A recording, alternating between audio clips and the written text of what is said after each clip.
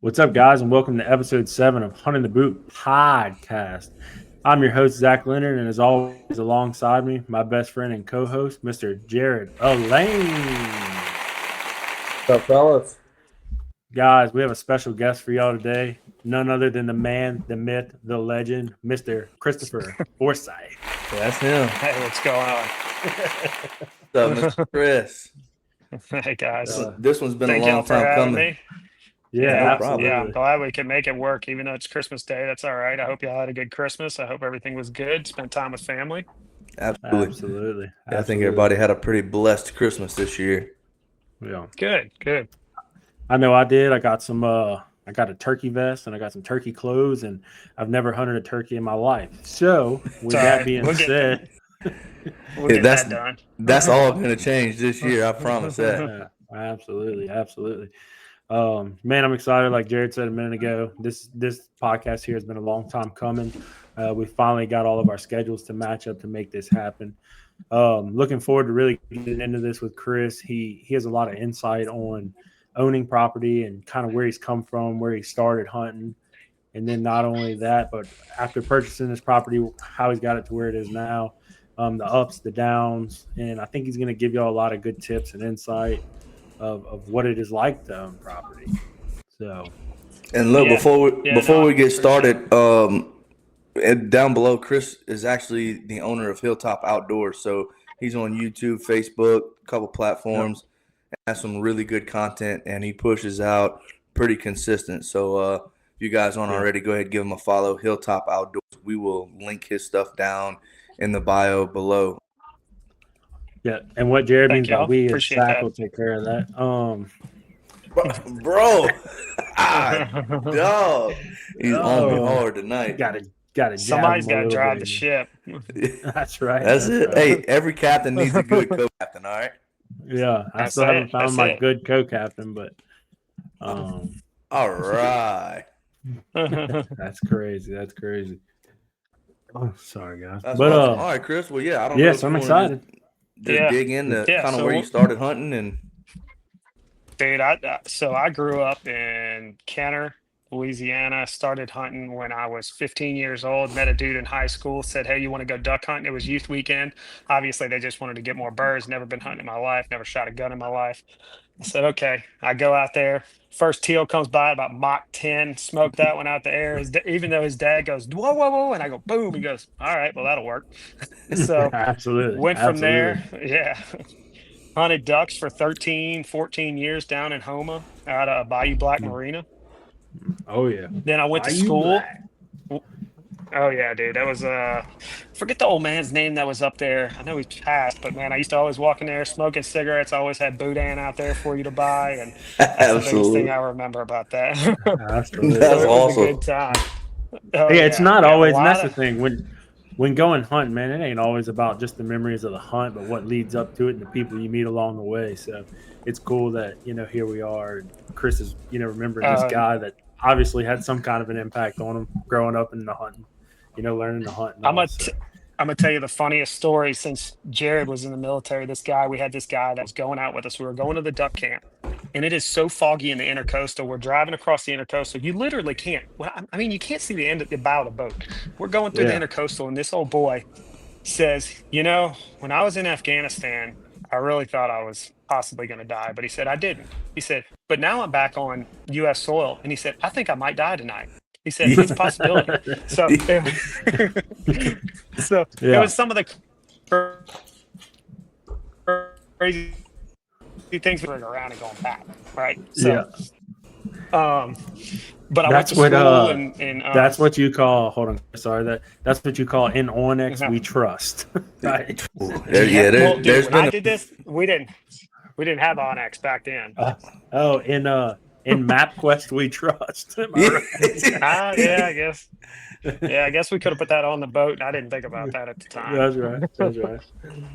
Yeah. Um, but so then I went to school in Kansas, didn't do any hunting up there. I think I did rainbow trout fishing. I didn't know nothing about deer hunting at this point, right? So I moved back home to Mississippi, go to school in Clinton, Mississippi, and this dude, my roommate, I was playing baseball there, says, "Hey, you want to go you want to go deer hunting? Or he lets me start shooting his bow. And I said, man, this is cool. I said, he said, well, you should go buy a bow. I buy a bow.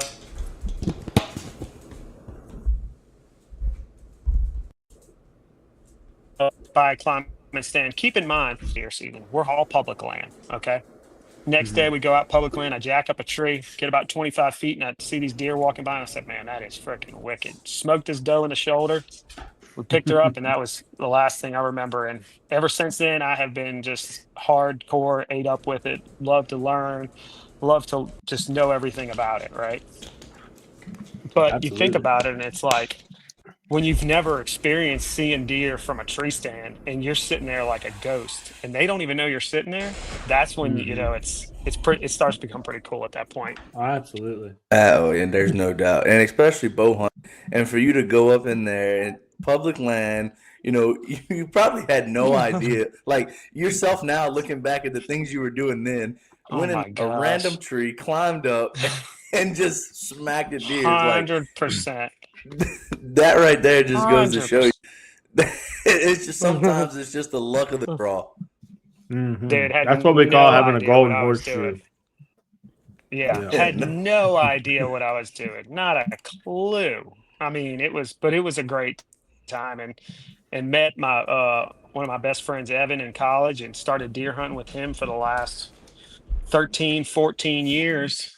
And then I think, well, I was 37 because we've owned the property now. And then, I married my wife in that time frame. So I always told her, I said, I always wanted to own a piece of property, right? I always wanted something to leave to my kids that my kids could hunt no matter what. Now, public land's open to everyone, right? They can hunt public land, right? Absolutely. Anybody can. And there's people I know that own property that hunt public land.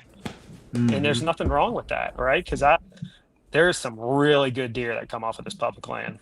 And you get a lot more land to work with. But I always wanted my kids to know that, hey, you had access to go hunt and to bring your friends, right? Because it's like you guys just said, hunting's more about the camaraderie and the memories Yeah. than it is to kill the deer or to harvest the animal.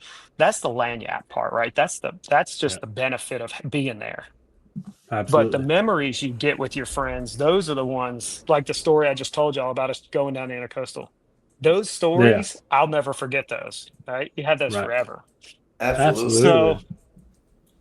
yeah, so it was so when we started actually looking for land, dude, it probably took us a year and a half to find a piece of property.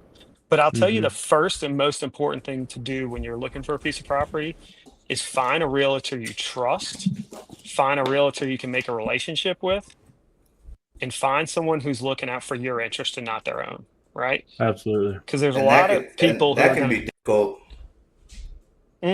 Yeah, no, I was very fortunate. I went to college with a guy who was in the real estate land business, Adam Hester with Small Town Hunting. There's a drop Yep. for you, Adam. Shout out. Shout out. Yeah. So he's a good buddy of mine, and I took that dude through the ringer. I mean, we looked at a bunch of properties, and at one point I told him, I said, dude, I'm sorry. I said, I'm bringing you to all these properties and I haven't bought one. He's like, dude, this is just how it goes. He's like, you can't just buy a piece of dirt because you're tired of looking at them or you feel like you're wasting my time, right? Because it's a significant Sure. financial investment. I mean, the land is an investment that you do get a return on at some point, but it's not like a home. You don't live there, right? It's just a place the deer Yeah. live. Okay. Yeah. So Yeah. You're right. you're Yeah. it's a hobby, right? I always tell people like we're blessed and privileged, regardless if you hunt public land or private land, you're blessed and privileged to hunt because there's a lot of Yeah. people who don't, Absolutely. right? A lot of people who wish they were able to physically Yeah, or right. just whatever they can't. But not only you talk about the land that you buying being a place that you don't live but the deer live, but it's also a place you make memories, right?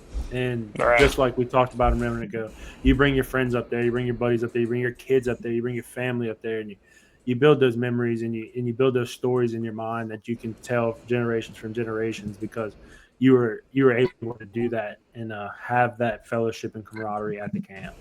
So Yeah, no, you're 100% correct. The fellowship, the camaraderie, all those were the most important things for me when I was purchasing the land, right? That was at the forefront of my purchase, right? being able to make the memories with my friends, and also having a place where people didn't like feel judged if they shot a deer, right? Because I Hmm. feel like in today's society, like there's so much judgment on people shooting deer, right? I think everyone wants Oh, to do the right thing. They want to harvest a mature deer, they want to hunt a mature deer, right? That's something inside of you, right?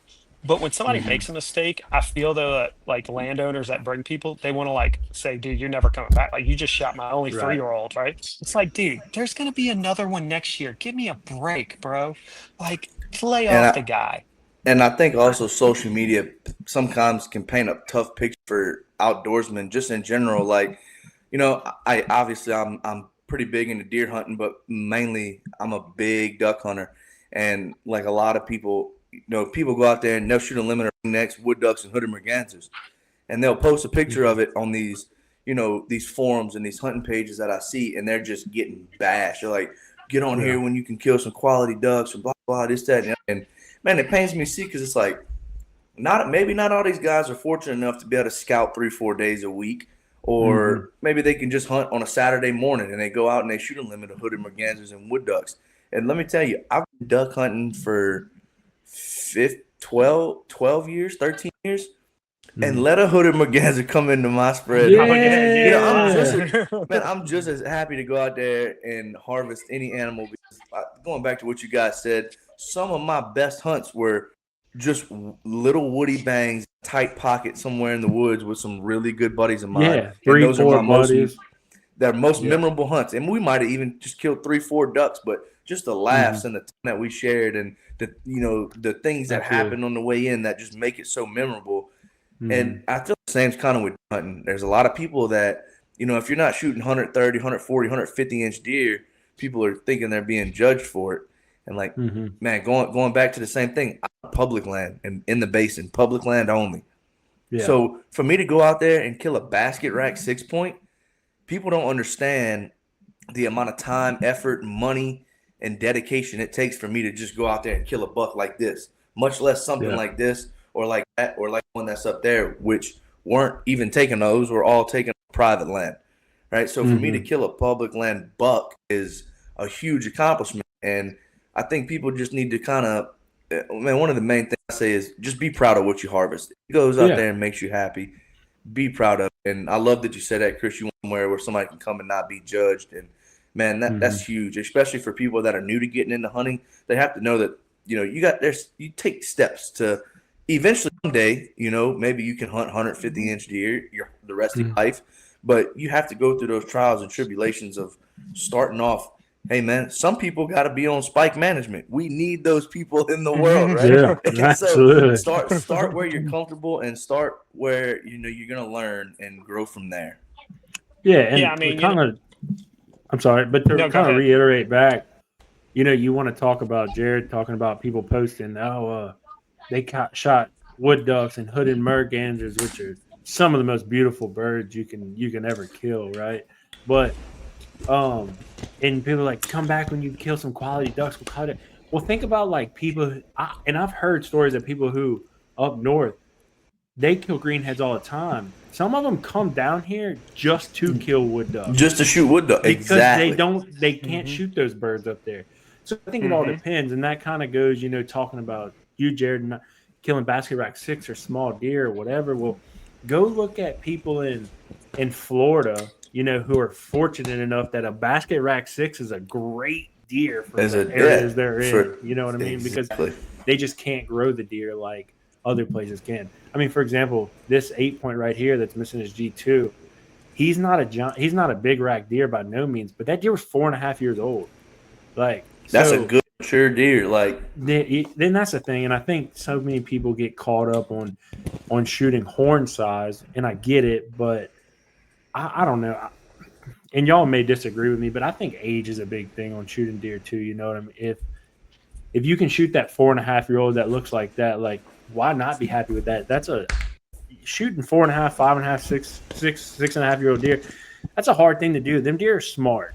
that's They know what accomplishment. they're doing. Kind of like we Yeah. talked So I'll back. Go ahead. I'll say this too is that, I had, and I'll get more into this, but I had a biologist come onto the property when I first got it. That was a big part of it. But I'll Mhm. touch more on it later. But he told me this. He said, dude, if you see a 3-year-old that has just not got a good rack, super tight, right? Just miss, Mhm. whatever it is. If it doesn't really fit your criteria, he's like, just shoot the deer. Because let me Mhm. tell you this reason. He's eating food that your does can be eating. Your does make up for 80% of the genetics inside of a buck, Mhm. right? If a Yep. doe's body weight is up, from a statistic I learned, every 10 pounds you can put on a doe, okay, increases Mhm. a buck's antler growth 10 to 20 inches. Think about that. Oh, that's a Yeah. That's lot. significant, You put right? 20. You So, put 20 pounds on a deer on a doe. That takes a 115-inch deer to a 135-inch deer. right. Because you're adding Well, more nutrition into that deer, right? You're giving it better, it's healthier, and it can reach its full potential. yeah. So maybe I shouldn't have shot that 125-pound doe. Maybe I should have shot the Mm, smaller one next to well, What I the told you, good don't. news is go ahead. it. Yes, I told Zach. I said you got to quit shooting shooter does, man. Yeah, yeah, I hear you. Well, But I tell you and this, so dude, when you're seeing 8 to 15 does a hunt, like you just gotta yeah. start shooting them. Yeah. Absolutely, dude. I mean, it's to a So, point where you people don't think about exclusion cages, and that's a big thing that we're going mhm. to implement next year. And those will really paint a picture for you. It'll paint a picture you don't Yeah. like, right? Because you'll be Hmm. like, "Gosh, dang, I really do have too many deer." But those are a Yeah. big thing.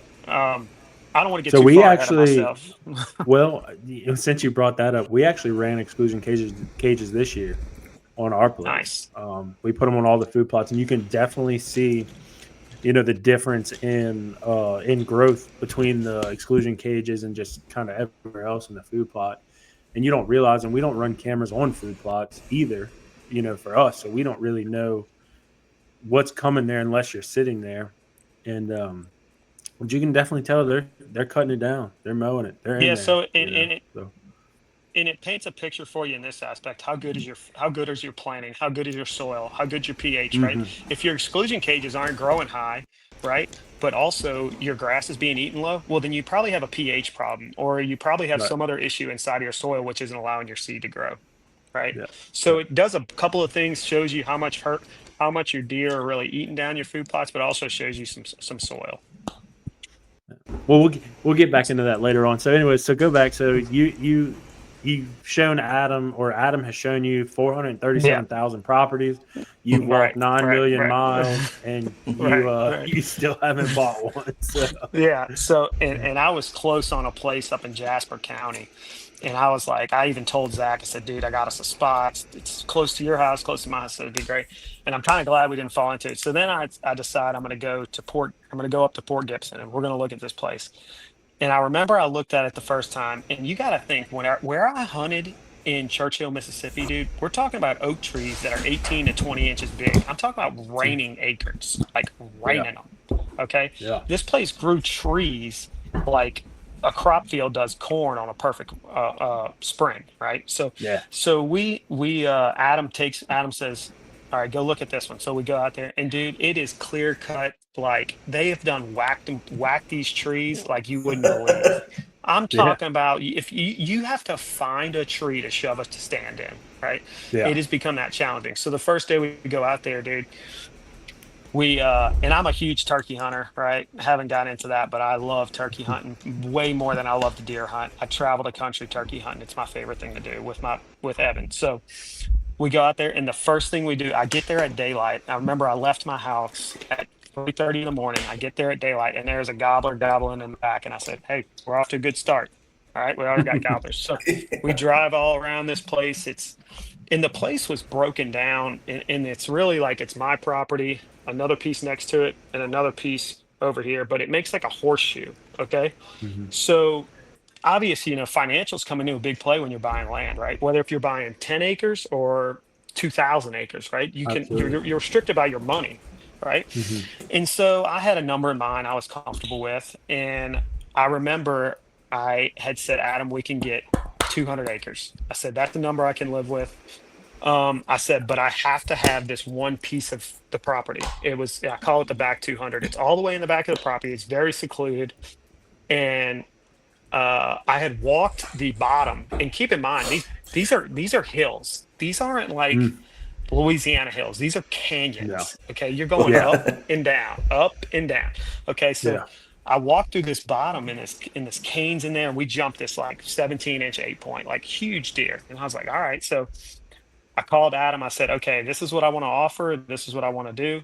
I said, but you have to get me this piece in the back because based upon Onyx at this time, it didn't show it. Right. Hmm. And I said, there's no way they logged this piece and it wasn't, they didn't own the property. Right. So Adam said, okay. So he walks it. It all ends up working out and I get that piece. And so now we have closed on the property, own the property, and now the real work begins. Now, in that time frame, there was guys that were leasing the property. And how many acres come out with total, Chris? Just for a 200, perspective, right at 200, 200. right at 200. So that's where I wanted to finish at. Look, I'm going to be honest with you. I consider myself so blessed to even own property, right? I mean, I'm blessed Hmm. beyond any reasonable doubt because I got an 18 on my ACT, and I remember a teacher telling me, I'll never forget this. She said, "You're pretty much going to do nothing." And I was like, "Oh, okay, thanks." So Yeah. I don't want to say I proved you wrong, but I kind of proved you wrong and I Don't attribute my tell a life a kid lot from to that. Kenner they ain't gonna do nothing. That's right. That's a fact. Kenner don't stand for nothing, right? The Kenner boys are So cut from a different cloth. Yeah. right. Kenner, bro. So and it pays to have a great partner, right? That's a big Yeah. part of life. Having a great Absolutely. partner makes life Absolutely. awesome. So we ended up closing on the property, but in that time there was people leasing it, and they Mhm. got a notice that we had signed, and they actually had to get off the property. So on the property there was a couple of camps. There was a big main camp. There was two other little camps there, and we went there. Zach actually came with me at this time, and I did. I remember Allie was like, "Is this dangerous?" Like it was a good idea. Yeah, I mean, dude, you're going up there to meet what we met two guys. You know, you don't Hmm. know. They're angry. They've been leasing this piece of property. Their grandpa leased it. Their great grandpa leased it. They've had it for 60 30 years, years, guys. 60 years. Yeah, 60 yeah. years. They had leased it. But Chris made a good point. We were on the way up there, and I was like, man, not that I'm worried about what these guys feel. And Chris made a good point though. He said, hey, listen. He said, I understand these guys are going to be mad when we get there, but you also have to keep in mind these guys had the same opportunity I did to purchase this piece of property. And they Absolutely. didn't. That's So very they, true. they can be upset, but they can't be upset all at the same time. So, ended up Right. being some really good guys. One of them very, very helpful. The other one, We'll just call him. He did. He what? didn't. He did not Yeah, like us. He did right. like the fact that the property was being gone. All his memories were gone, Yeah. and all those things. And look, and I went up there a couple times after that, right? Because the biggest thing that I wanted to do when I bought the property, right? Learn the Mhm. property, learn the layout, but also pull soil samples. Okay, because you Mhm. can't feed in Port Gibson, Right. and that's a big thing to a lot of people. People are used to hunting over corn. They're used to deer. They're used. Hmm. Look, I'm not going to say corn makes it easy. It helps. There's no doubt. I Yeah. hunted over corn for 13 years. I'll never deny that it helps. It Yeah. does.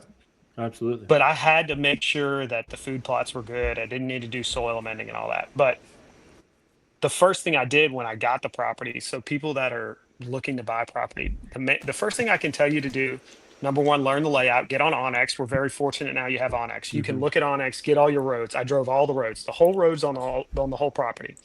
Determined which ones I wanted to keep, which ones I didn't want to keep. Because you do have to have sanctuaries for deer, places that people Hmm. don't go, right? Because they Yeah. don't want to feel pressured. So back to those guys really quick is when I was out there one day pulling soil samples, I actually helped those guys yank some deer stands down, do all those things, right? Because there was no hard feelings, there was no animosity. It was like, hey, I want to Yeah. help you guys. I'm sorry this is happening, but it is what it is. Hmm. Yeah. So the other thing I want to tell people is that write a list. Write a list of importance. Write a list of things you need to get done that whatever time of year you're buying it. Okay, I need to get these done this spring and this Hmm. summer to be ready for deer season. And then that list needs to get accomplished. Then write in other lists. And your other list needs to be kind of like a goal list, like an advanced goal. Like I've met all these goals. All right, now let me get to my other goals, right? Mhm. And the biggest mistake I made, and keep in mind, I have two little boys, right? Yeah. And a lot of my friends, they're busy with their lives, wives, kids, whatever, and they couldn't come as much. I did, Zach came and helped, and some Mhm. other buddies came and helped me, but you know, I distinctly remember when I finally got the keys and it was mine. I go up there, and there, the camp that was there, Zach came and saw it. It was a rat's nest. I mean, Mm. that's what our Facebook page started as, was the nest, and then Yeah. it transitioned to Hilltop. But Yeah. dude, this place was a trash hole. Oh man, was it Well, nasty. well, well, yeah, and it was. And let me tell you, let me give you just kind of a little picture of just how bad it was, and I'm gonna give you the electricity, how the electricity was ran, right? So they had the two smaller camps that Chris talked about, and they had poles with power to their breaker boxes on the outside. One of them had a breaker shoved in it, an old extension cord wired to the breaker that ran to the nest camp, into the nest camp, into a 120-volt outlet, and they just plugged lights and chargers into that outlet, and that's how it was. That's how it was Dude, wired. So I Yeah, mean, it so was. wicked. sounds like a little fire hazard. Dude, Well, it ended so up being a wicked. fire. Yeah. I can tell you, it Anyway. was wicked. It was so bad. So I made my list my first year. Pull soil samples. Get a biologist out there. Dude. The Mississippi Department of Wildlife and Fisheries has a single division that is dedicated to private landowners. They will come out and ride your property, give you suggestions. Heck, you can. I'm signed up for. It's called Fire in the 40, right? I'm going to run fire Mhm. through the property. Number one, that's going to do a lot of things for nesting habitat. That's going to do a lot of new things for new growth, which is going to create, your ragweed that's going to come up, and it's great protein source for the deer. So do those things because it's free. They're going to come do it for Mhm. free. Like Yeah. there's free things out there. Okay. So I'm getting ahead in that part. So pull the soil samples. Soil samples were great. Didn't have to do anything there. So now the focus on the property goes to having a place to stay. So I ended up buying a camp that was there. Mhm. Um, if I'm going to be frank and honest, at the point I'm at now, I would have never bought anything. I would have told him to Mhm. take everything off the entire piece of property. And the reason I say that is because it's almost become, it was good at the time because I needed a place to stay, but I had to do so much work to get the place back up. Dude, the first week I owned it, I left stuff up there, the fridge goes out. Buying a Mhm. new fridge. Okay. The Yep. shower was the size of a porta potty. Okay. If Zach would have gotten in the shower, there was no way he was getting out. I'm being No honest. shot. Nope.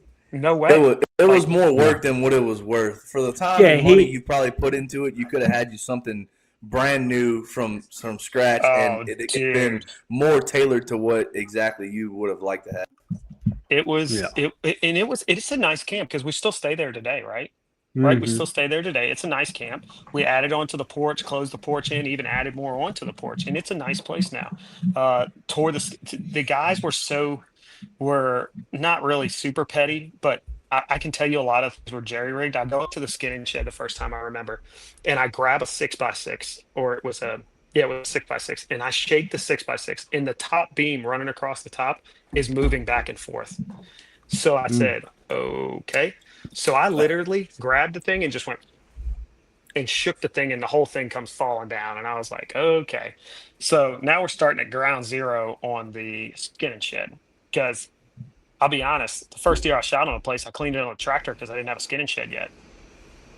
So it was kind of like whatever. Yeah. We don't want to get started on the tractor. Dude, let me tell you what, if you're going to buy a piece of property, do yourself a favor. Kubota has 0% financing. Go buy a brand new tractor. Do not buy a used tractor. I am very grateful for what I have now because it works well, but don't buy. And when you go to buy the tractor, if the hydraulics blow out, don't buy the tractor. That's a terrible idea.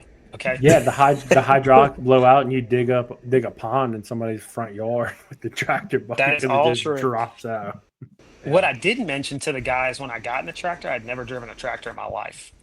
that's right. Okay. So I was That's just right. That winging it that from the was your beginning. first time. That was your first time ever Absolutely. driving I've never driven a tractor in my life. No, Yeah. no, Now look at you. You're never. Farmer Brown out there. Yeah. Now it's What I meant gotten to say real was interesting. the man, the myth, the legend, the farmer, Mr. Chris. Mr. Yeah, Christopher dude. Forsythe. Yeah. So, And I tell you what I did do a lot of is, you're always trying to save a dollar here and there buying the property, right? Is I bought mhm. almost all my implements. I did buy all of them except one on Facebook Marketplace. Yeah. Every one of them. Great Hmm. deals, good dudes. Just be mindful of what you're buying. Keep, look at it, make sure it's working properly. But I bought all my stuff on Facebook Marketplace. A lot of the things I bought for the camp were, other than the lumber, I tried to Hmm. find deals on them, right? I go to places like in Hattiesburg where they have deals. I mean, you're trying to do so many things that Right. you have to cut it some way. But so we get the camp, we get it settled. Eventually, I tear the nest down. I'm tired of looking Hmm. at it. It's just a nightmare. My Okay, so get the nest torn down, get all that done, get the tractor, get all that working on. So now we have a place to stay. We got water. I actually put a shower tub in, right? So now we got, everybody can fit in it. We're good Now now. Zach can fit. Yep. Yeah, Zach can fit. So everything's cooking. Everything's great, right? So now it's the next thing to do is to get a bulldozer in there. The roads are really bad. Needed to make food plots bigger because I don't even know how these guys were hunting some of these food plots. I mean, they were as big as my backyard, and I was like, no. Yeah. So the next thing I would tell someone to do is, and this is the priorities on your list, a place to stay, right? That's number one Hmm. priority. You got to have somewhere to sleep so you can do work, and you got to have somewhere to rest your body so you can do enough work the next day. Second Yep. thing to do, ride your roads with Onyx, right? Figure out your property, start to create a layout. I laid out every one of my food plots on my property. They all are drawn out. I know the exact acreage, I know everything about them. Okay. So that's number two. Number three, do your soil samples. That's a very important thing. Get that done because if you're buying fertilizer, if you're buying triple 13, dude, I know people that buy triple 13, they don't even need triple 13. Okay. Hmm. All right. And I can So, imagine that stuff's probably cheap. hmm, dude, you can send your soil samples. You need a quart size bag. Go to 6 different areas of your food plot, 6 inches down, put it inside a quart size bag, pull all your grass and stuff out, right? Because that's going to give it a wrong pH reading. Shake it all up, send it to Mississippi State. That's where at least I send mine. You can send it to LSU Ag, wherever.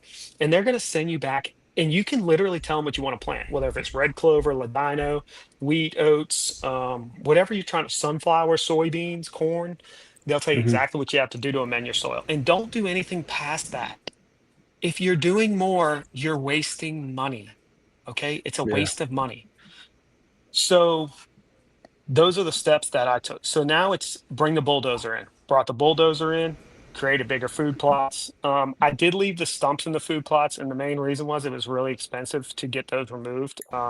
Did a track hoe, Hmm. like a big track hoe, like I need, because some of these stumps are 20 inches, right? You need a big Yeah. track hoe to dig these out. It was like $200 an hour. And I mean, I can't fund $200 an hour for someone to operate and move stumps out of the ground. Sure. Like they can just sit there and rot for all I care.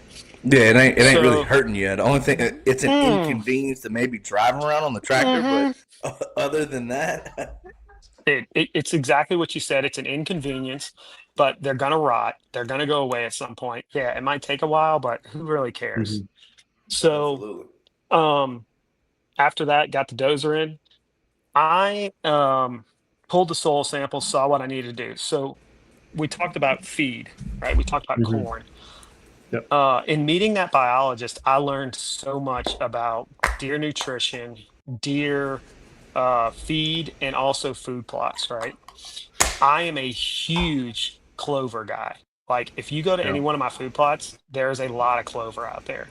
And the reason I do that is because I do a lot, and it's rather expensive, but it's a good investment. I do a lot of Durano and Ladino clover, right? This year I tried some strawberry clover. We'll see how that does. I don't know. But I do that like clover has, strawberries. well, I don't know if that, I mean, you can try and eat them, but I don't know about that. It might I not mean, taste. It might not taste too good. probably ain't gonna Hey, be but if very delicious. And the big thing is it goes back to turkey hunting, right? Turkeys love Mhm. clover, right? And Yeah. so I put a lot of money into the Durano clover and it has regenerated this year, right? And it Hmm. can regenerate. There's people out there that have clover plots that are 13 years old. Oh wow. Really? Now So is that it'll is just that keep Oh yeah. being on Yep. itself. So when you plant it, so when I planted my Durano, I remember calling Pierce Young, who's I call him a friend now because I really just text him, and I yeah. said, dude, this stuff's not coming up. Because dude, when you look at it on the ground, it's like tiny in the winter, the first year you plant it. Like you can't even see it. Mm, wow. Okay. So the spring comes around, and he said, dude, wait for the spring. He said it's gonna pop like crazy. And I said, dude, there ain't no way. And what do you know? It explodes. And there is just deer crushing it. I'm talking. The great thing about clover is when they eat one, it spreads out like three, right? So as they No keep way. eating it, it keeps kind of multiplying a little Hmm. bit. So, and it's a great protein during that spring to summer transition. You need those deer and those does need to have. It helps those. It helps the deer with the kick with the comeback after the rut, right? It really gives them that extra Yeah. kick after the rut. So I did all of that. The way that I did my food plots is I went on Onyx, okay, and I break my food plots down into separate entities, okay. And when I say that, Hmm. hear me out. One area of my food plot is an annual food plot: wheats, oats, arrowleaf, crimson, those types of things. Stuff that's not going to be regenerative, like I'm gonna have to plow it under. Hmm. Then another area of the food plot might be just straight Durano clover, right? And then the first year you plant Durano, you have to plant it with wheats and oats because you won't have the food for the deer to eat. You'll just have bare dirt there. Sure. So now when I go back in my summertime and I plant my annual plots so they can become my bow Hmm. plots. So I'll go back and I'll put joint vetch in. Okay. For Yep. the spring, during the spring, plant your joint vetch around April, May. Okay. Maybe the latter part of April is the best time to do it. And the great thing is when you plant your crimson, okay, I learned this lesson. Wait till your crimson is fully headed. Okay. When you can see it and it's just lush, Yeah. throw your joint vetch out. Your joint vetch takes a while to come in. Okay. So don't be Hmm. scared. Don't think it's not coming up, and throw that out. Now that has become your bow plot. Okay. So while everybody else is turning food plots over, you now have joint vetch sitting out there and you're already feeding the Yeah. deer. High in protein. Right. Hmm. Yeah. And they can't eat it down. I don't care how bad they eat it, dude. They can't eat it down. There will always be joint Hmm. vetch there. So I broke my plots down into that. The main reason I did that is because it allowed me to see how much seed I needed. Now, if you look at a bag of seed, it'll tell you what the germination rate is on it. So I Hmm. always took the assumption of 10 to 20% over for each plot, right? How much Sure. seed I'm going to throw out. So I did that, plant the food plots, dude. Um, Figure out where I'm going to put box stands. I put up 2 box stands, hang a bunch of bow stands. Now, when it comes to the property, I'm a big believer in staying off of the property as much as possible. I don't Hmm. go in the woods unless I have to go in the woods. If I have to go in the woods, I do everything I have to do in the woods while I'm in the woods. I don't go in and out, in and out, in and out. Hmm. Because the less pressure I can keep off the deer by just running the side by side around, the better they are. Now, I will say this, and Zach's seen it. Um, Hmm. I don't think the side by side bothers them as much as people believe. Yeah. I Well, and I just also don't think think. but I think it Mhm. depends, right? Because we talked about that too. I think like on a place like yours, right, when you have one side by side that's running right back and forth, Yeah, is different than a place that has 5, 6, 7, 10, 14 side by sides that they just hear all around the place. And I could be wrong, but I also think it depends on the deer too, how pressured they yeah, are just in general, right? So your deer, very, very little pressure on your deer. Um, yeah. so I think that's part of the reason why the side by side doesn't bother them as much as it might somewhere else on another piece of property. So, Absolutely. Yeah. And I think, if you want me to be honest, people like I have a buddy who owns 700 acres and he walks to every food plot and he's mhm. an animal, but I'm not walking 700 acres. I'm sorry. That's just way too far. What? You Call ever me thought about lazy. an e-bike? So we've thought about those, but number one, with the kids, it's not really practical. The other thing is, if you want me to be 100% honest, I think the e-bike's a good option. I Mhm. think walking the property spooks more deer than it does riding the side by side. And Absolutely. hear me out, No, I because agree. I I agree have, with that 100%. yeah, I I have agree. ridden. I've had people drop me off in a stand before. I've climbed up in the stand and I've sat there and had deer jump out of beds right before dark. I've watched deer Mhm. bedded while I've been sitting there. So I don't, if a deer feels safe and he's tucked down and he's down in there, dude, he's not getting up. Like he's not getting up unless you're Yeah, getting close to him. right, right. No, Um, I agree with that yeah. 100%. So we get all the stands set up and all those things. In the first year, it doesn't look great. I mean, it's dude, it's depressing. It is. I'm coming from a place where we're chasing three, four, and 540-inch deer. Maybe not 140, but we've got three or four 130s, maybe one 140 that we're chasing Mhm. around. And now I'm in Port Gibson, Mississippi, where dude, we don't have a deer that's going 120 inches. And yeah, You had some freaky looking deer dude, too. Like your genetics look like they got pulled out. Like so bad, somebody went to dude. the bottom of the Mississippi River and dug your genetics out and just sprinkled them over your deer there for a minute. I remember texting Adam and saying, "What in the heck did you sell me? Because this is so bad." Like Yeah. it was so depressing. And you don't think about all of like the biggest thing that I'm still struggling with is all of like the little areas of the 200 acres, right? I'm focused on the bigger areas where I need to focus Mhm. more on the little areas. And it's like the top portion of my property closest to the camp, dude. You'd be astonished at how many deer come and eat out of my camp food plot. You'd be Yeah, oh yeah. astonished. So I'm So, fortunate enough to have Chris's login to his cameras, and like he mm, said, in the first year, I quit looking at the cameras. It was I was depressed for him. So, uh, but recently, it, I will it, say, with what he's done, he has definitely started holding or bringing in some, definitely some more higher caliber deer, yeah, stuff you yeah. actually And look forward to seeing.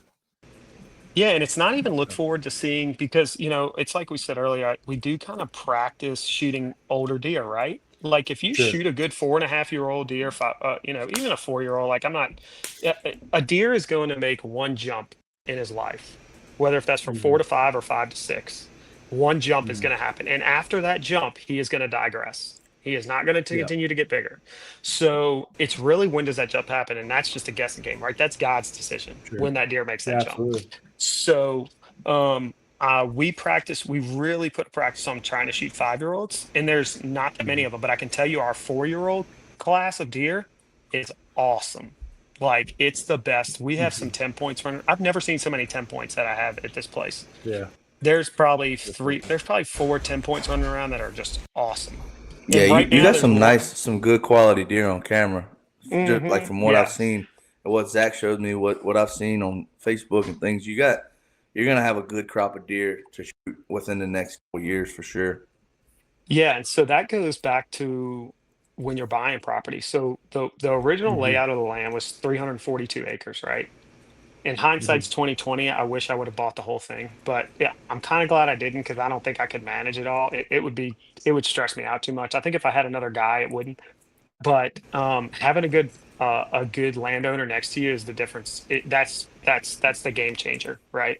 Having a Mhm. bunch of landowners, because a deer is going to not live on your he could live on your 200, but it's doubtful. They're going to Yeah, live highly on unlikely. 1,200 acres, right? They're going to roam Mhm, around. They're going to do their thing. I mean, someone told me a study yesterday as he was a member of a property that they tagged deer in, and it was in the Delta, mhm. and they had a deer that went 22 miles during the rut.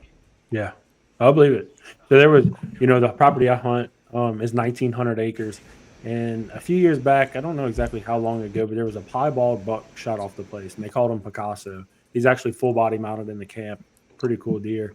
If I can That's get a pretty awesome. picture of it, I'll put it into this podcast.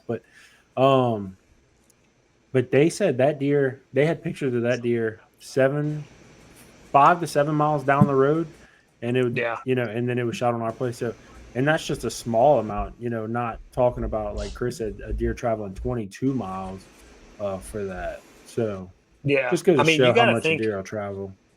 yeah, I mean, you got to look. There was a coyote one time they tagged that tracked 150 miles. Wow. 150 miles. I think I just read that story on Facebook, Chris. It's I was amazing. I, Yeah, I was reading about it, and I'm pretty sure I just read that exact story. Yeah, Hmm. so you got to think of it. When I first got the place, we had so many coyotes, and we still do, right? But you got to think of it like this. Number one, you're never going to get rid of all the coyotes. It's not going to happen. No. You're never going to do it.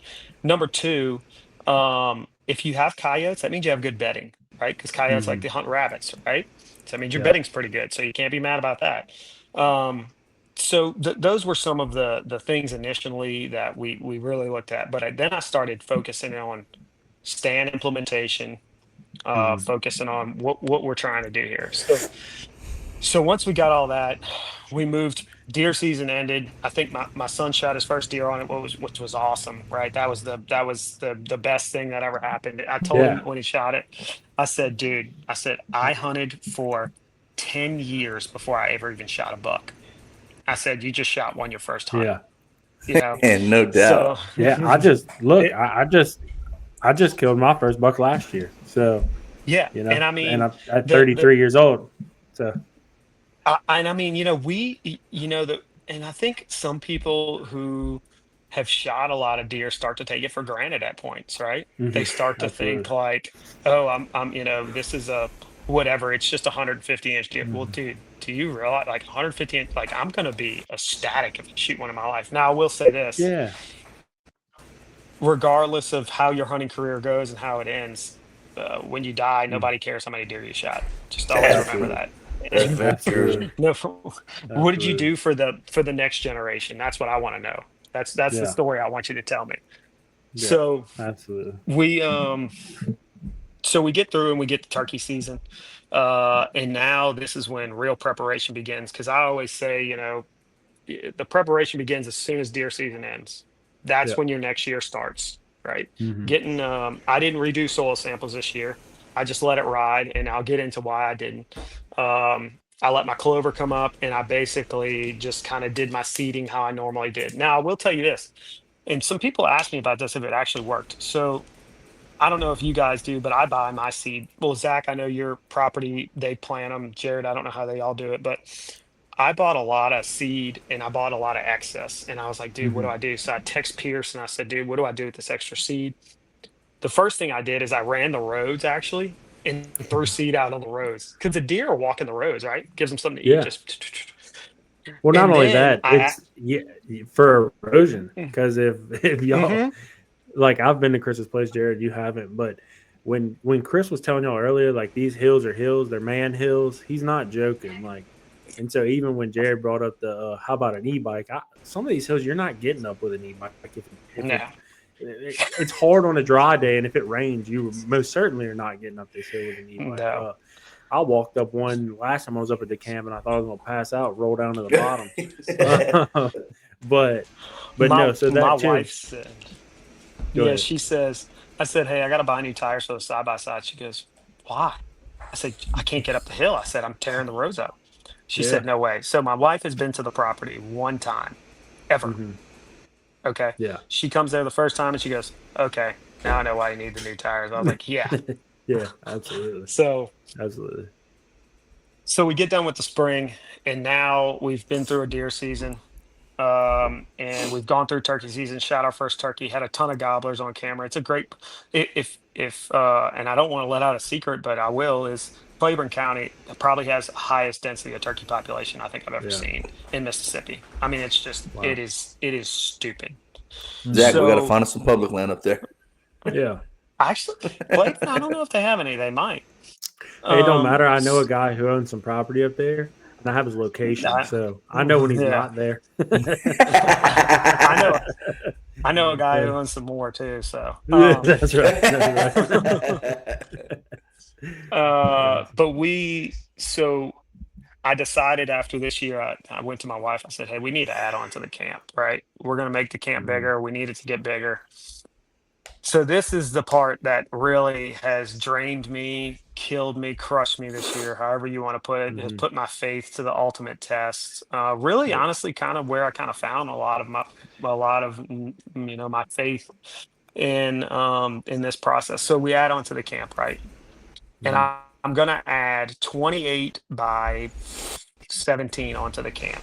Doesn't seem, it's not too big, but dude, when Mhm. I tell you, that you're going every weekend and you're just working on the camp, that's all you're doing. At one point, I didn't go into the woods for 2 months, and I never do Yeah. that. Usually, I'm a person Yeah. that has all their deer stands hung by the first week of August, Mhm.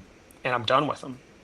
Yeah. And I can remember 2 weeks before opening day of bow season, and I don't have a stand in the tree. And I said, I have to stop. I have to go Mhm. hang deer stands. I haven't clipped the food plot yet. I've sprayed them because you do have to spray your clover plots with clethodim. And so that's when this whole just process of building this camp started. And I'll tell anyone who is considering buying property, um, make sure your property has water, electricity. Okay, you can use a generator and bring in water if you want. That's your choice, but I am not that person. I want water coming to my property and I want electricity coming to it. It's just how it is. Well, and then you have friends who run over your water line at 11 o'clock at night, pulling into the That's true. camp, and then you don't have That is true. water. That did I happen. So, wonder what kind of friend did that. good Yeah. friend, You know what bad the driver. funny and interesting part is he tells me, he says, the next day I get up, or no, he wakes me up in the middle. I said the water line broke. I said, go cut the water off. I'm not fixing a water line tonight. And so they cut it off. And I said, Zach, I've driven a 30-foot trailer in here before. How did you break the water line with a 20-footer? Yeah, I So it was mean, dark. I will give him that. you'll And have I that on them can days. say that's a tight driveway to get into. Yeah, Because I oh yeah, pulled a you've trailer been there. down at one time. Oh yeah, oh yeah. But the Yeah, problem it's is, tight, dude. somebody didn't bury the water line. So, It's still not buried, anyways, but now it's PEX, so now you can run over it. So it's pretty well, solid now. it's Bex because that's where I ran it over. Yeah, whatever. Yeah. So, There's so but many. That's anyways, so many extras. So we get started. So we're building this new camp, adding on to it. And guys, when I tell you I'm still not done, keep in mind we started this edition in May. mm-hmm. And you're going every weekend and you're only putting in a few hours or a day or something like that, and it takes forever. And we added a little bit more onto it, right? So now I've gotten to the point where this camp is just inundated me. It has worn me out. And so now I just hired someone to finish it because I'm Yeah, done with it. I'm done doing camps. I'm done yeah, building. I'm not a carpenter. I don't know how to well, now I know how to lay studs, but I yeah, don't do all these things, okay? yeah, It's a good And learning process. yeah, dude, that's the worst absolutely. learning process I ever had in my life. Mm. But that's where it kind of brought me a lot into my faith too, right? It's because I can Mhm. remember one day I'm driving back from the camp. I'm aggravated, frustrated. I had drank a bunch of beer the night before. I'm just, the whole, and I'm sitting there and I'm listening to podcasts because I drive a lot, right? So I listen to a lot of podcasts. Yeah, And I remember something comes on, and Phil Robertson gets on, and he, everyone's heard what he says, and salvation is free. It's, except and it was at that moment that I just said, I'm tired of being mad. I'm tired of yeah, being aggravated. I'm tired of being frustrated. And I said, I need to commit myself to my faith more, right? Because you always have belief, but I said, I'm committing to my faith. yeah. And it was after that point I said, okay, and that's what I'm gonna do. So then we continue on with the building process, and there's trials and tribulations at this point, right? Sure, sure. But you got to keep in mind where I started at this camp. I bought the property and I said, I want to bring friends up here, have a good time. And at that point, it was Mhm. like, dude, we're gonna drink beer, hang around the campfire, and do all this stuff. And I was like, it's gonna be Sure. awesome. Like, we're gonna party, whatever. Right, right. And then it transitioned when I really let Jesus have it all and said, hey, Mhm. you just guide this ship, and I'm just gonna do what you ask. And then I tell myself, I said, dude, we're gonna bring some people to Jesus here, and we're gonna have Yeah. some good fellowship, and we're going to make some memories for some kids. I mean, dude, Jacob, a friend of ours that does our Bible study, I mean, he brought his son out there. He Yeah, saw his first deer shot. His wife shot a deer. I've had a yeah. couple people out there that it's helped, right? And that's the whole Mhm. goal of what I said. And I told Jesus, I said, I want you to use this place as a Mhm. place to bring more people to you, right? And to also make it a place of like non-judgmental, right? Because it goes Sure. back to hunting is so Mhm. I feel like hunting is just so judgmental now. It's almost fearful to post anything, right? Right. And I've gotten Absolutely. to the point where I just don't care what other people think. Like I Hmm. don't have to answer to you at the end of the day. Sure. So Sure. the camp has now gone into that phase and now it's in there. But I'll tell you, the the biggest thing that from last year to this year Hmm. that I have noticed at the property is the deer have gotten so much better, dude. Yeah. They are the quality, the overall, keep in mind, my buddy, who I met up there, he hunts down in the bottoms, like down by the river. The Hmm. deer in the hills are never going to get over 200, 210, right? They're No. just not. No. They're walking Right. up and down hills. Like Hmm. they're They're gonna stay struggling to do that. lean. Yeah. They're lean, they look skinny, and that's where I think, and you Yeah. guys might have some more insight on this, is we're aging these deer, but how do we even know we're aging them right? Do you know what I mean? Yeah. Because Zach I'm brought that looking up at not We too don't. long ago. Yeah, and it's that's true. You don't So. know. You can look and you can make your best educated guess, but until Hmm. you harvest that animal, pull a jawbone, send it off, and get it properly aged. Yeah. Now, Chris, it might be a little different for you because you'll repetitively uh, get the same deer on picture year after year. So, Hmm. you get a deer on camera for 3 years and he started off at a nice rack. Okay, he's probably a 4.5, 5.5 year old Yeah. deer. That way you can be pretty accurate. But if you get a picture of a brand new deer, or in Zach's instance where you're hunting 1,900 acres, and like I said, it's only feasible to run 5, 6, I mean, maybe 7 or 8 cameras at the max. But, you Yeah. might get a couple deer repetitively, but at the end of the day, all you can do is take your best educated guess. Yeah. And I really yeah. think too, and you're right. You're 100% right. And I also think, kind of going back to talking about deer that are climbing up hills and down hills, and deer that are just walking river bottoms, and deer that are just walking flat land, and being able to age deer. And like Jared said, I think you can make your best educated guess. But not only that, dude, think about like deer's food source. What does that look like different areas, and piney wood deer is going to age different than a deer who's grown up in oaks his whole life. And that's all Hmm. he's ate his whole life. For a deer that's walked up and down hills, like Chris says, you might get a deer that's 200 pounds. Well, we don't shoot bucks on our place that are much more than 200 pounds, and it's not because they're walking up and down hills, but it's because they don't have the The protein, nutrition.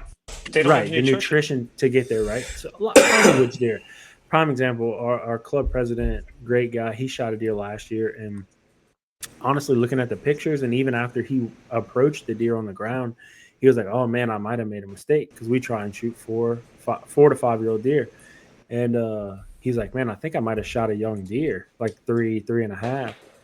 Um, and then they pulled the jawbone. That deer aged at 6 years old, and then that's another Yeah. thing too. When that deer starts to regress after he hits his growth spurt, right? Like we were talking about earlier, then Hmm. that deer, and then when their teeth starts getting wearing down, they can't eat as good. So then they do start dropping that weight, and their antlers start coming down. So I mean, dude, it's Dude, like Jared look, said, unless you have a deer on camera from spike to 5 years old, you don't know the exact age of a deer until you and can you pull know the what? jawbone. I have a 10 point that's on camera that when I saw him early in the year, and I remember him because he's got a little sticker on one of his beams. Yeah. He had a huge body, a summertime body, a big body, right? Mm-hmm. And I see him the other day, and I think y'all probably saw the video, but he looks so skinny, dude. And I mean, it's just Mm-hmm. like two pieces of paper sliding across the bottom and the top, right? Yeah. And it's Yeah. almost like, how do I know that deer isn't five? You But don't. I go back to this part of it. Yeah, I go back to this part of it. And this is the part of it that stops me from shooting some of these that are great deer, Mm-hmm. is that deer is not any bigger than the deer I have, is not bigger than the deer I have on my wall. So what Right. have I done? I have taken the excitement from some kid or some other Mm-hmm. person that is going to get that might be the biggest deer they ever shoot, right? And Right. that makes me Absolutely. more happy for someone Mm-hmm. else to be happy that they shot their biggest deer than it does for me to shoot that deer just because it's my property and it's like, no, this is my deer. People who Mm-hmm. say that it's their deer have lost touch of reality. It's not your Sure. deer. The deer just Mm-hmm. made their way onto your place. Okay. Yeah, Yeah. Absolutely. absolutely. Well, and I want to So give. Oh, sorry. Go ahead. No, go ahead. What I was going to say is kind of talking back to the point where you were saying that you had this deer on camera, summer body. This deer is probably 200 pounds, close to it. Now you have this deer, and he just looks like loose leaf paper, top and bottom, right? Prime example right here, and I'm gonna put it into the podcast so everybody can see it. I'll drop pictures side by side. This deer right here we have on camera, early season. Probably he wasn't in velvet anymore, so probably in October, middle October, and this deer was, and I think Chris is seeing. He may not remember. I promise you, this deer is pushing 200 pounds, if not more. Right? I shoot this deer, weigh it. It's 150 pounds, Yeah. and you know what I mean? So this deer looks tiny. You can tell he's an older deer just by his face, the way his face looks, even though he has lost, 40 to 50 pounds. But I'm gonna drop that in here. I want y'all to see it, and that's just kind of a good way to show that when these deer get in the rut, they're not eating for days on end, and they're just steadily running. Ooh, Maybe that puts a nipping here lot and of there. stress on their body. Yeah, Yeah. they can lose Yeah. And I mean, 30% of their body weight. I there's mean, other telltale signs, right? Like you'll tell, like an older deer, his nose will start to shrink, come back towards his face a little mhm, bit, and that's because his body is starting, his neck is starting to come back into his chest cavity. It's all looking like one, right? So right. we try to look for a lot of those things. Now we have a lot of cull deer. I'll tell you the biggest thing that we implemented, that I've really implemented this year, is the doe harvest, and it goes Hmm. back to what I said earlier. If you can increase your doe weight, you can increase your antler size. Now, this is where it comes to having a good property, a neighbor, right? You got to have a good neighbor to grow deer, and Yep. not just one. You got to have multiple neighbors. So, Hmm. me and my neighbor have put. I wanted to shoot 20 does. Now the rut's around right now, so it's a little more challenging, right? We do want to hunt those bucks, and we have one good deer on camera. Zach can drop a picture of it. Um, Yeah. that we're trying to harvest. And but we shot 5 does. I mean, already, and every single doe we shot weighed 110 pounds. And think about that. I'm hunting in Yeah. Port Gibson.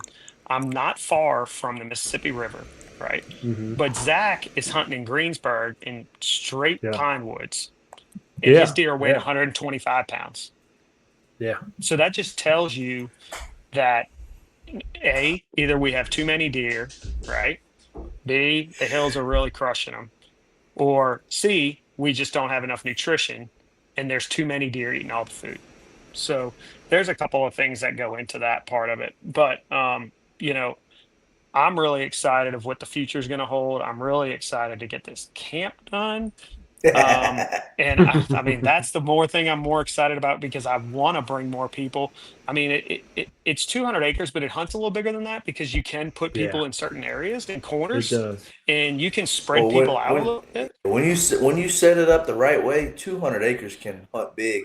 Now, also, I mean, for if somebody's listening, that is also, I've been a part of a club, and Zach can kind of know as well. But if Hmm. you don't lay your property out to hunt the optimal way it can, 200 acres can hunt really small as well. Yeah, but Hmm. 2,000 acres can hunt small if you don't set it up right. Ab- And the one thing I love Absolutely. Chris has done at his place is he's set these places up to where his 200 hunts big, because he's got it to where you hunting on top of ridges, and then you can hunt in bottoms too. So you can hunt two people essentially 100 yards away from each other, but hunt two completely different areas just because of the way everything's set And up. probably see different groups of deer as well. Oh, absolutely, Yeah, absolutely, 100%. absolutely. Uh, You know, Yeah, I mean, that's the big thing, is when you're setting your stands, check your winds, right? And the mhm, biggest thing I tell people, and I had to learn this, and it was one of the things I learned, is when you're buying land, think about your access. Think about mhm, your access in and out. Now, it's harder when you don't have roads going on the side of your properties, right? It yeah, makes it a little more challenging, but think about your access, because if you're constantly having to run through the middle of your place every single time, no matter what, mhm, you're not helping yourself. If you're able to hit the edges and kind of stay on the corners, you're keeping it. Also, make an area of your property that, take 30 acres and say, mhm, this is their sanctuary. Nobody yeah, goes in here. Recently, I have 2 areas of my property that are 100% sanctuary. Nobody goes mhm, in, nobody does anything. It's just where the deer live.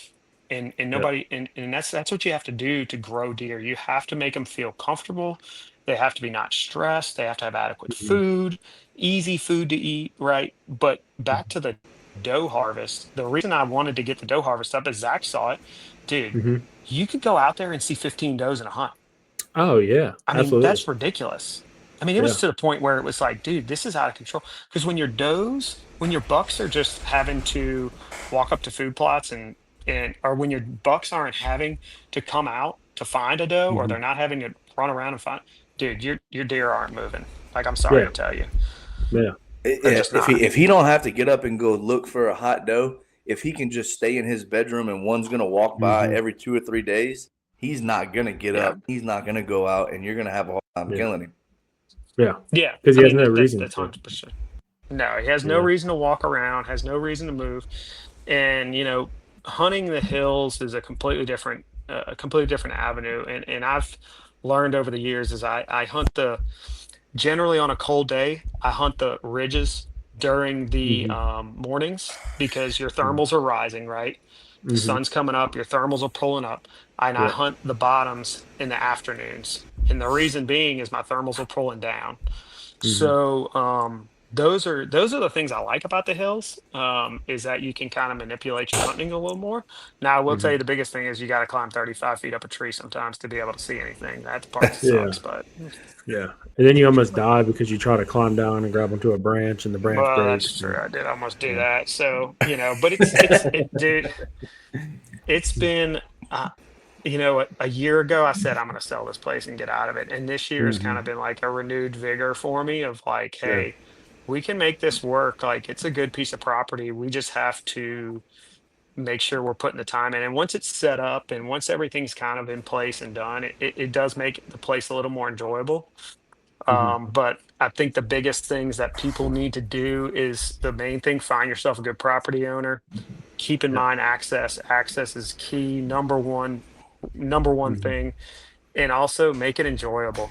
Don't Yeah. don't own a Absolutely. piece of property where people come and there's just rules at the yin yang and they're having to Mhm. be on, like, no one wants to hunt where they're so uptight they have to like sit there and inspect every single deer and be like, oh, that one's Yeah. got a crooked G2. Like, dude, Right. like, Right. I'm not saying if you go, please don't go there and whack all the 2 and 3 year olds we got. But I mean, if you make a mistake Yeah. because it's dark, I mean, I've done the same thing, so I'm not gonna Mhm. fault you for it.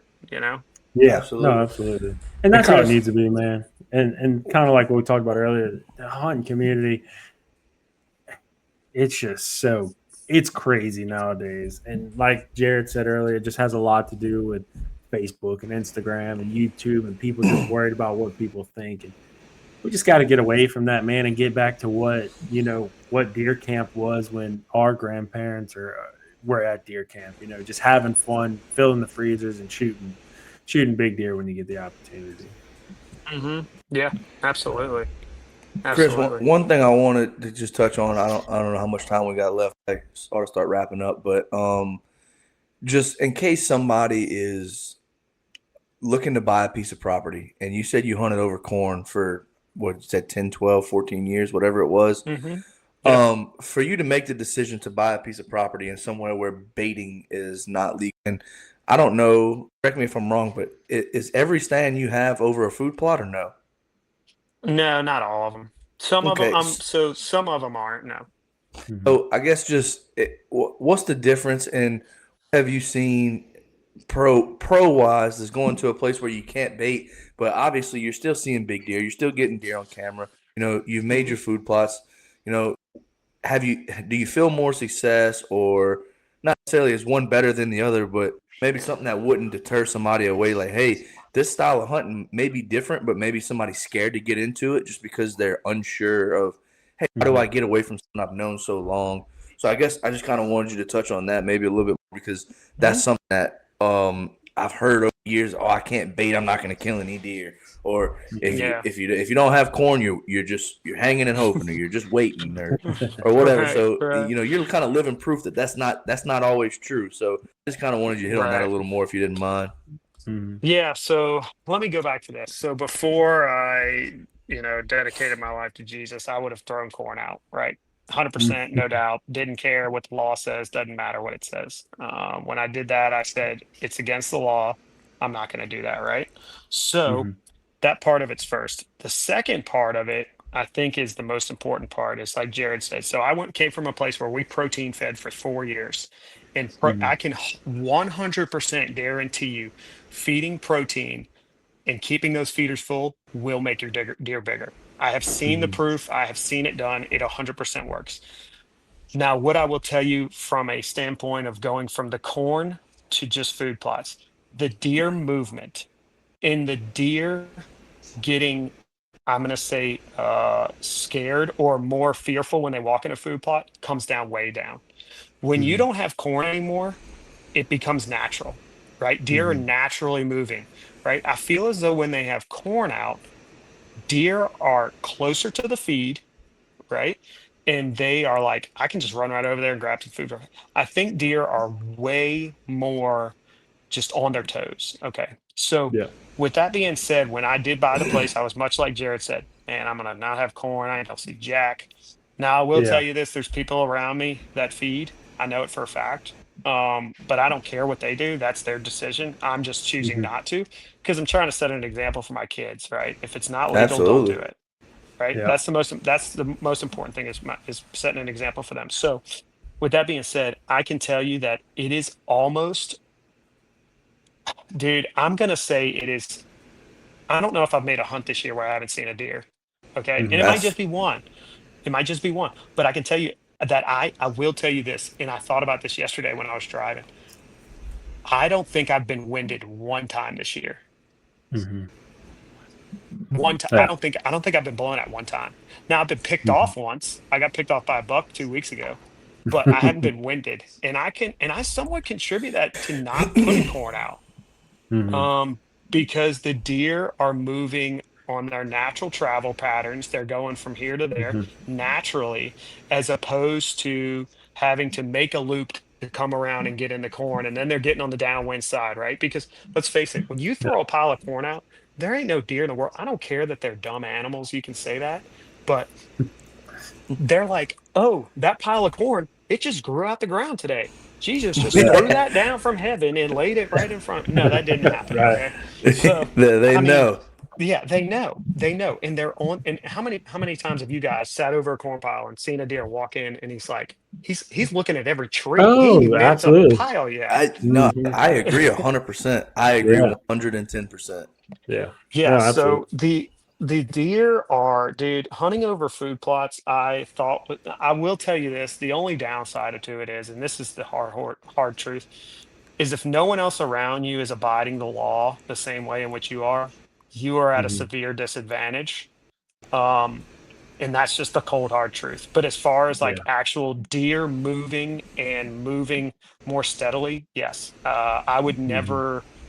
I probably won't throw corn out again. But the other thing is it keeps you out of the woods. You don't have to go Yeah. check on your grass growing. Your grass is growing no Mm-hmm. matter what, Yeah, right? the Yeah. You don't grass is have the to. grass is gonna be The there, and they're grass is not gonna Yeah. eat all right, of it. right, right. So you don't Yeah. have to worry about putting more corn out, which was the biggest thing to me. I didn't want to Mm-hmm. have to go put more corn out. I was Yeah. tired. I was tired of driving in the woods. I Mm-hmm. was tired of doing that. So, look, I love that I have found this love for food plots, and I love to share the information with people because it's Mm-hmm. once you go down that path, I think you start to learn so much. And it is, I will say it's different, right? When you own a piece of property as opposed to you leasing a piece of property or you being a member in a club, right? Sometimes the club dictates Mm-hmm. what you do. Sometimes when you lease it, you're like, well, I'm not going to put that much into it because of these Mm-hmm. reasons. Well, Sure. we also have to think, a guy told me not too long ago, I said, I'm not planting any trees just because look, and that's the other thing about me. I'm not a tree guy. I don't care if we ever Mm-hmm. cut a tree off the place. I'm not there for the Yeah. trees. Okay. Right. Right. There's plenty of them in the world. But the thing is, these guys that when you get into the food plots and you've owned your own property, you love to see the transition that the food plot Mm-hmm. makes when the wheat dies and the clover comes up and the deer are smoking the Yeah. clover and you're going back and forth, right? It's a cool process. Yeah. Now, talking back about feeding protein all year and obviously making a difference in the deer. what do you find? Like, do you find you can match that protein with food plots that you're getting in feeding protein? Yes and no. So a deer can only consume about 16 to 18% of protein per day. Hmm. Okay. Your general like Purina Antler Max has I think 18 to 20% somewhere in there. I think it's 20%. So you're really giving away 4% per day. They're just Hmm. pooping it out. Right. A thing of Same. clover, I think has 15 to 6. Actually, clover might have a higher percentage. I'd have to look that up to be sure. But Yeah. yeah, I mean, the thing about that feed is it's Hmm. like an easy thing for them to get, right? It's just right Sure. there. Like they can just Yeah. grab it. And look, if we could feed protein during the summertime, I Hmm. would 100% do that. And I would Yeah. kill it right when we start deer season. Hmm. I know a guy who just strictly feeds protein year round. Yeah.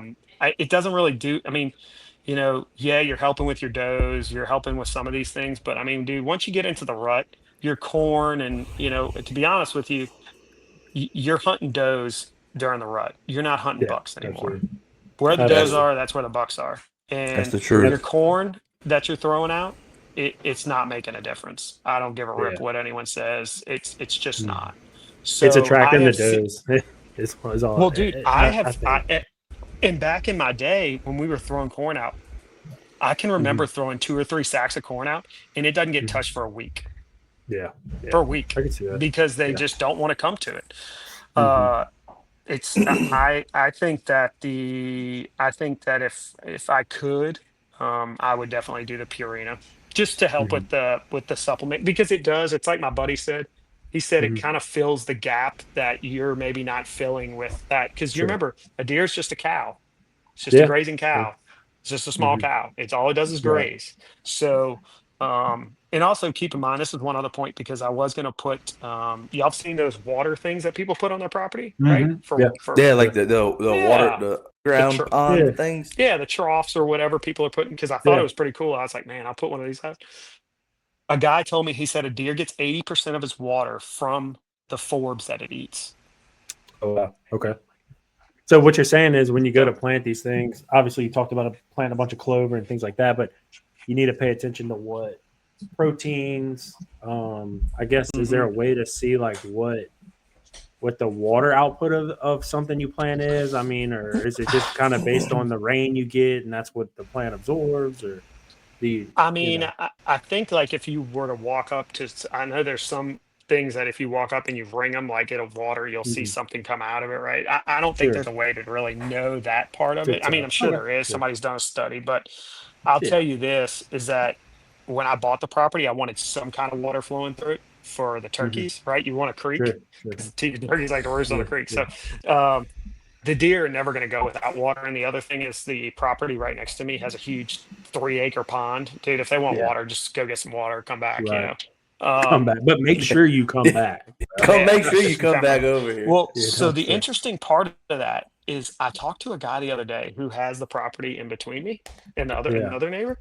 He says he watches the deer get up out of my property and come walk into the oaks. Oh wow. He said, yeah, he was like, dude, yeah. I was like, well, first of all, why are you hunting so close to the line? Right. His Second of ground I all, blind was, is like touching his ground blind is like touching the barbed wire fence right there. second yeah, of I'm all, drop like, me all a right, pin. well, Uh, yeah. yeah. Well, so the Yeah. funny part the dude goes is, well, this is gonna be my last year here. So after this year, I'll tell you where all the places are the deer come out of. I was like, thanks, dude. Thanks. I appreciate it, Appreciate it. brother. Thank you. Appreciate that. But I mean, they've Yes, had some indeed. good history there, dude. The dude told me the other day they shot like, I mean, this is 15 years ago, right? He said they shot like Right. 150-inch deer out of there. So I mean, Wow. look, it's exciting. I mean, I just want to share Yeah. it with everybody. That's my goal is, share it with. Mhm. Actually, I'll tell you this, and I haven't. I think I've only told my wife this. Is I'm gonna actually. My buddy runs Make a Wish for Mississippi that I play Mm. baseball Okay. with. So I'm gonna Awesome. call him and set the place up for Make a Wish, because that's the goal, is to get kids. Now I mean, Hmm. I'm gonna have to tell them, hey, I can't guarantee you they're gonna shoot a buck, right? I mean, I Sure. just Sure. can't do it. But hey, if you're Yeah. looking to Yeah. send a kid and they want to make a hunt and they want to stay a couple days, like, hey, I will 100% do that and I'll pay for Yeah. everything. It's no big deal. But Right. man, guys, all I can tell you is if you're listening to this, just give Hmm. back, right? Yeah. You can take all you want, but if you didn't give anything back, what did you do? Mhm. What is your acts going to look like at the end of the day? That's all I can tell you. Well, when you get into that, Chris, when you get with your friend and kind of figure out all the logistics on that and whatever, if there's any way we can do to help, anything we can do to help out, like please let us know. Whether you need us to come up and sit in a stand with a kid and help them out, Absolutely. or you Or just like need not somebody even up there to clean deer, just whatever, or even on the backside of things, just let us know. and look, We'll help not even any for way we content can. purposes, Chris, but like if you want it filmed, maybe a Yeah. keepsake for the family or something, Yeah. we'll come up and we'll film and we can we Mhm. can make them a little DVD or Yeah. DVDs are kind of going Absolutely. out of things now, but Just you see what I'm saying? We VHSs. can make a video for a keepsake for the family, and yeah, like you Yeah, said, any way we absolutely. can contribute, Absolutely. Thank we y'all. would Yeah. love Let to us be a know, part of man. that. Absolutely. No, I think that's just I think that's awesome. Yeah, and I think you're fortunate enough in the position, and you're fortunate in the things that God has given you, and allowed you to do, right? He's allowed you to own this property. He's allowed you to do the things to this property you have done. And I think he's just going to keep allowing you to do things like the Make-A-Wish program. And I just think that's awesome, and I think you keep talking about your faith and keep your faith strong in him, and he's going to lead everything to the right direction, the way it needs to go. And it just, I think the opportunities from there are going to just be endless, Yeah. Yeah, so no, for sure. For sure. um, Um, I don't know if we were about to wrap it up. I'm going to say one more thing. So go this ahead. book I picked up Hmm. 6, 8 months ago, and I'm going to Hmm. tell you guys. So this is my Bible. I'm going to tell you guys before I get off of here, if there's anything you're going to do for your life, owning Hmm. property, anything like that, that means nothing if you don't have Hmm. Jesus in your life. And Absolutely. because just remember, one day you are going to pass away and you're going to be gone. And what do you want that to look like, right? Hmm.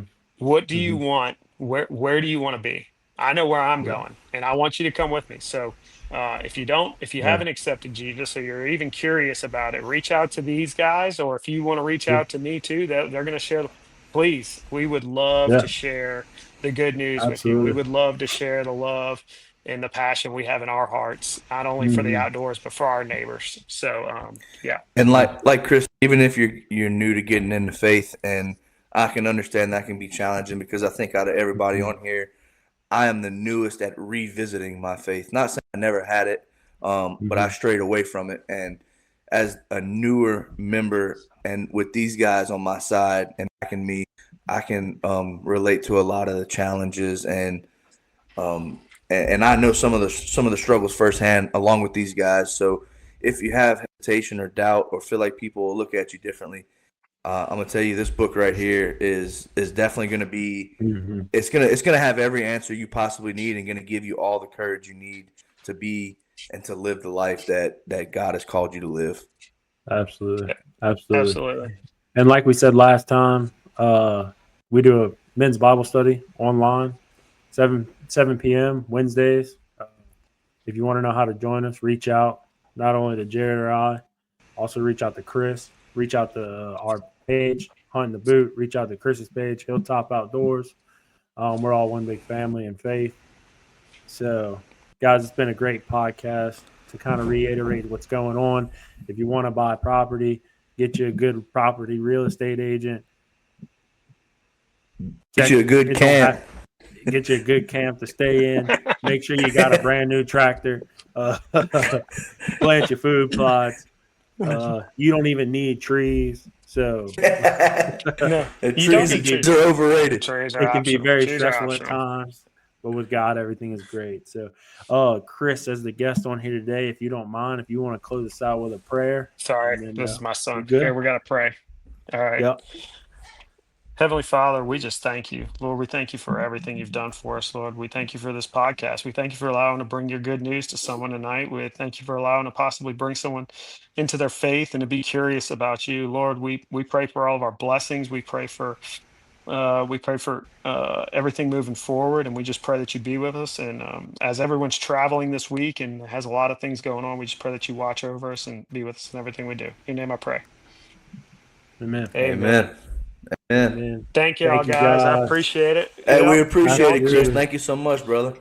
Yeah. Jared, Thanks for good jumping luck. on. Zach, I'm Yes, sir. sorry you have to go to work, but and Jared, if you, I don't know if y'all want to link up for the 10th. I don't think anybody else was coming, so if y'all want to link Yeah. up and figure it out, let me know. We can all Yeah, go. Jared, that'll work. if you want to go shoot all of Chris's 3-year-olds with me, let me know.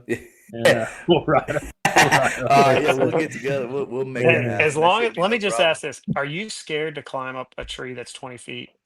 I'll climb it, baby. I'll get up there. Okay, Zach ain't climbing Yeah. up the tree. I know it. Hey, I know where them box stands are, baby. That's where you're gonna find me. Yes, indeed. Fellas, y'all have a nice night. Awesome. Thank You you, too. guys. See you guys. Later. Yeah.